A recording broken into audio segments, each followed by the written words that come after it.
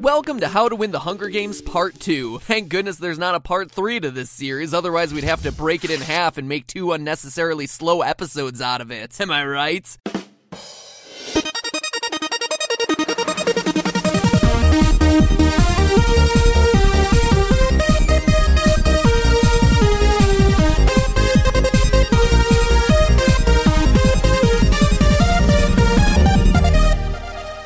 Hello, Internet!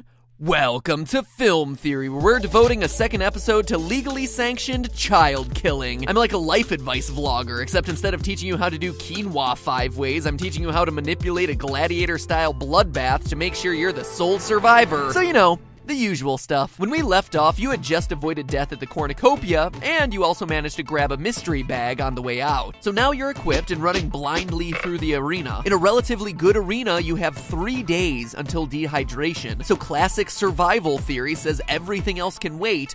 Water is your first priority. Unfortunately, the game makers know this too. We don't know the layout of every Hunger Games just from the movies or even the books, but we do know 9 of them. Of the 9 arenas we know, spanning 25 years of Hunger Games, 6 of those arenas used water as a weapon against the tributes. The most common way is through thirst, either making water poisonous, setting the arena in a desert, or making it accessible in some weird way like tapping into trees. So statistically, we know that 2/3 of the time there will be some major water issue, almost definitely a shortage. So while Cato is still sharpening his katana back at the cornucopia, scout the arena, find feasible water sources and test them slowly so you can avoid getting poisoned. If you've managed to find a water source on your first day, you'll be doing better than the majority of your peers. And besides, 40% of them already died at the cornucopia this morning, so, more water for you, I guess? At this point, I sense that the comments are starting to raise a very valid point. Couldn't you survive better out there with a partner? Now you're getting into some of the most complicated strategy in the game, the part that involves everyone else. In survival theory, yes, there is really a thing called survival theory, and no, it's not the next spin-off theory channel. Hello, Internet!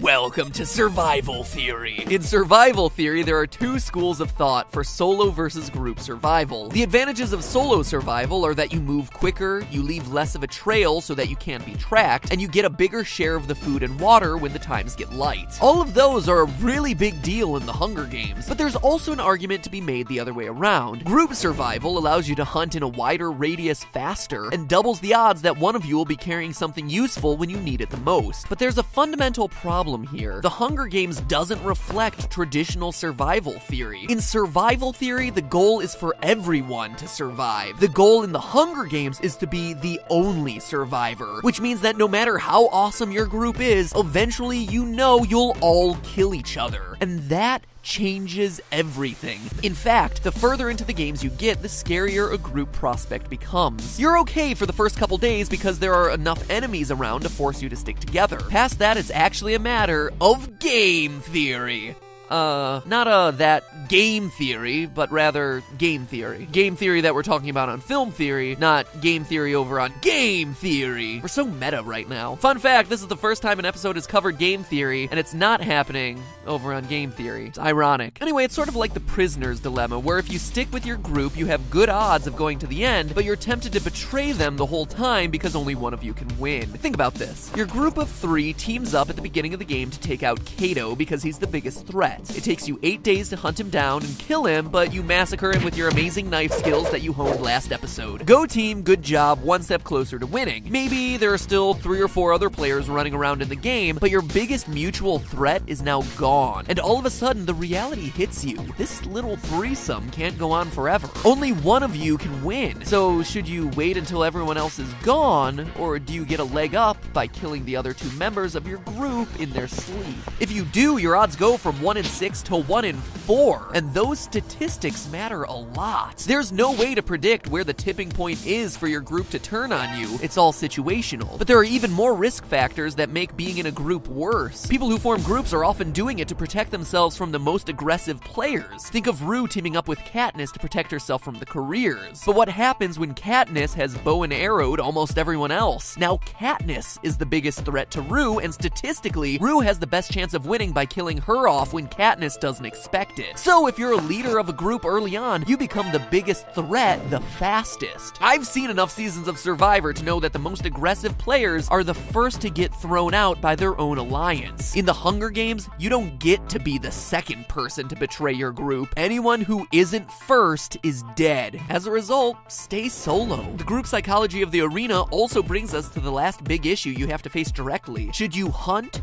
or be hunted? It's basically the question of whether the odds are in your favor by playing offensively or defensively. And it's more complicated than you think. Statistically, 16 out of the 27, or about 60%, played defensively until they absolutely had to, telling you that you should only be aggressive if necessary. And if you need more reasons, consider this. In the 74th Hunger Games, 5 out of the 27 kills were revenge kills. In the 75th Games, there were 3, even though those games only lasted 3 days and practically every tribute was Katniss's ally. The probability of a revenge kill goes up dramatically if you're the one hunting everyone else down, especially if you're trying to pick off members of an alliance like the Careers. Killing one of them dramatically raises your chances of being targeted and killed by a different one. Anytime you signal the fact that you're a threat, you're statistically more likely to die. So laying low and waiting for everyone else to stop surviving or turn on each other is not only the safest bet, but also the most effective route to victory. So there you have it. Based on sheer probability, your clearest path to winning the Hunger Games is to train for survival, grab tools early, sit alone at lunch, only use your knife on rabbits, and play for the long game. Does it feel like something's missing here? It's because it is. So far, I haven't mentioned the one factor about the Hunger Games that eclipses every other strategy in the arena. The Hunger Games isn't a competition, it's a competitive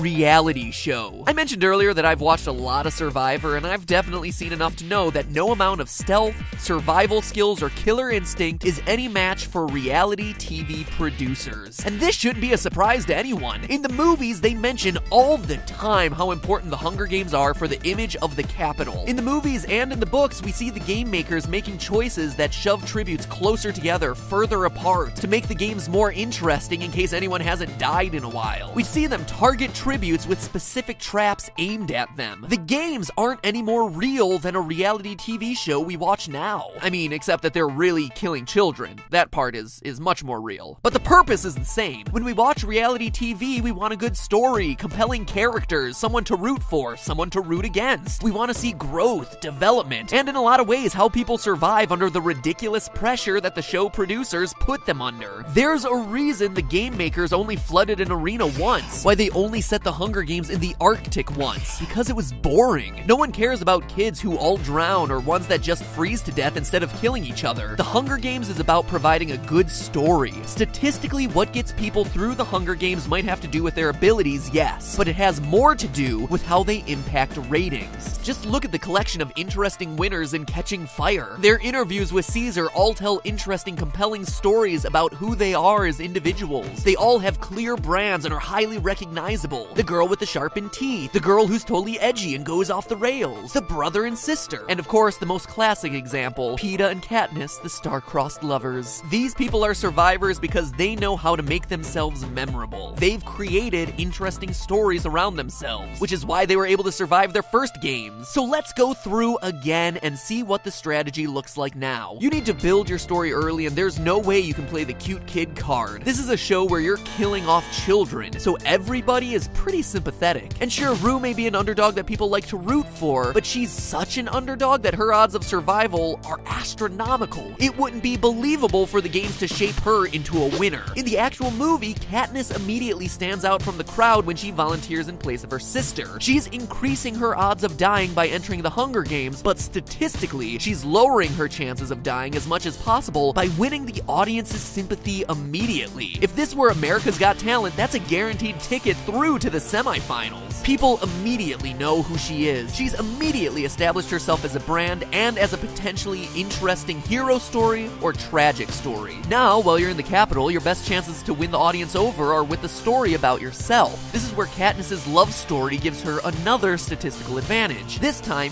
Peeta pushes the odds in their favor by setting them both apart from the other tributes, not for their skills, not for their abilities, but for the story the audience can watch unfold as long as the producers keep them alive. So what about the training? Well, here's here the game makers are watching you. Think of this like your casting call. You need to pick a skill that distinguishes you from the crowd, that shows that you're going to be an interesting character to follow. Sure, anyone can throw a javelin or do a memory puzzle, but camouflaging yourself into the room, PETA's strategy here, brilliant, because it's not only super deadly, but it's also super memorable. And the game makers, your most influential audience members, are gonna remember you. Katniss firing an arrow at the game makers, again, shows that she's super deadly and a super interesting character. This matters a lot. Statistically, the higher your game maker score, the better your chances of winning the game. Besides your score making you look more skilled, more importantly, it makes you more memorable. Audiences remember the one kid who scored an 11. They don't remember the dozen or so who scored a 6. So now that you're in the arena, what do? Actually, the same stuff that I told you over the last 2 episodes. Avoid the cornucopia. Not only because it's your best chance of survival now, but also because it makes sure that your good character remains intact for the audience. You look like the underdog with your backpack full of twine, instead of Leatherface with 10 dead bodies strewn around you. Remember, the goal is to keep sympathy on your side as long as possible, so don't blow it by killing off that 6-year-old from District 10 on the first day. Next, you're gonna survive, just like we talked about in the last episode. Not just because it's your best odds in the arena, but because it demonstrates your clever survival skills to the audience, that they're rooting for a smart and resourceful person. I mean, have you ever rooted against Bear Grylls? I don't think so. You admire him for being resourceful. You also go solo not just because of survival theory, but because it allows you to more fully distinguish your personality to the audience. They get to know you as an individual rather than your group.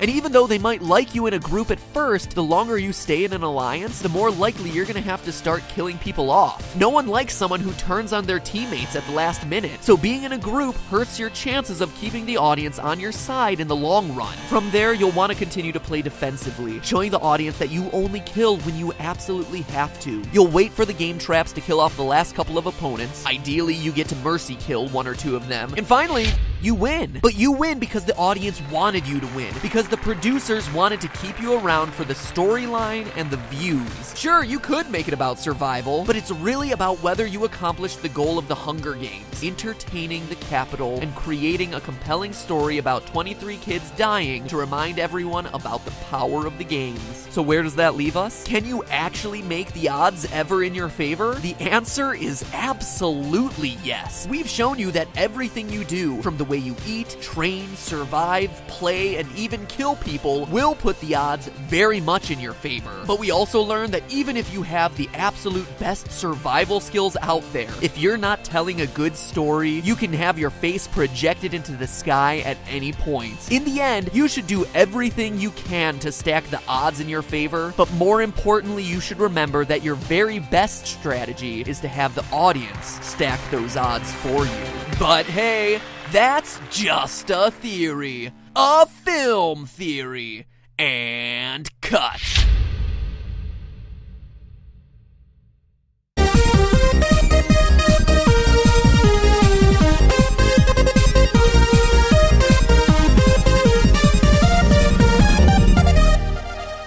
Hello, Internet! Welcome to Film Theory, where we're devoting a second episode to legally sanctioned. Welcome to How to Win the Hunger Games Part 2. Thank goodness there's not a Part 3 to this series, otherwise we'd have to break it in half and make 2 unnecessarily slow episodes out of it. Am I right?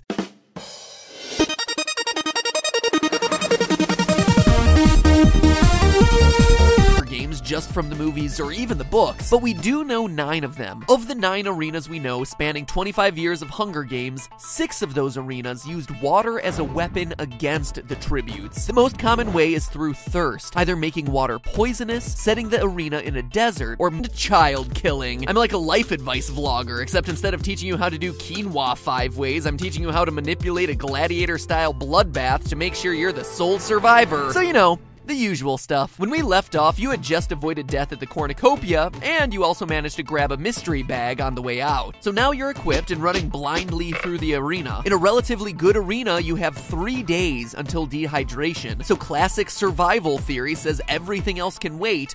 Water is your first priority. Unfortunately, the game makers know this too. We don't know the layout of every Hunger